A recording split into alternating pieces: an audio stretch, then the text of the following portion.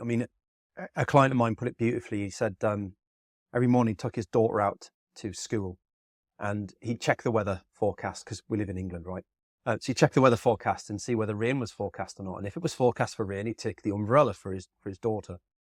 And eventually she got old enough that he thought she was ready to figure things out for herself. And he trained her to look at the weather forecast and he'd start letting her go out on her own accord with or without the umbrella at her own risk. And she'd get wet if she got it wrong, she hadn't checked. And it taught her a lesson. But kind of there's a difference between that and you wouldn't let your child step out in front of a bus. So there are lessons that you can, as a leader, you can let your employees, your direct reports, your colleagues take, and you know that the risk's limited and all is good.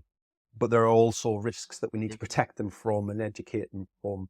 And it's understanding that balance between what am I okay with the mistakes being and what should we maybe not let them make those mistakes and walk them through it together. So I love that kind of analogy-led discussions and previous experiences. And it's clear like storytelling is really important to you as a person. I've always been a storyteller. I imagine that, and I can tell that's come from your family as well, because I can imagine you must have some amazing stories with the industries that you've described. I know my son gets, much as he might roll his eyes when I tell them, my son gets a fair share of stories too. Like, what was it like growing up in an environment where storytelling was so important?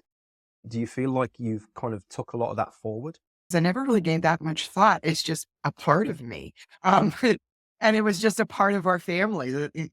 It was mandated. We sat down together as a family at 6:00 every single night.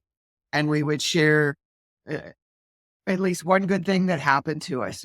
So even before, the science of gratitude was out there and all those studies that were out, my family was doing it and we didn't even realize that we were doing it. And as I went into those arenas and I was like, oh, you mean everybody doesn't do that? What do you mean? That's so unusual. We always shared stories and we always had laughter at the dinner table. I mean, there were serious moments, of course, in our lives, but that moment was always we're going to talk about something fun. We're going to talk about something good. We're not going to reflect on drama or chaos or any of that. That was for another time. Dinner time was storytelling, and you're not going to believe what happened to me today. And we would have literally 30 minutes of just sitting there eating and talking, and everybody would get up and do their own thing and go back into whatever it was they needed to do. So oddly enough, I just always felt it was what everybody was supposed to do.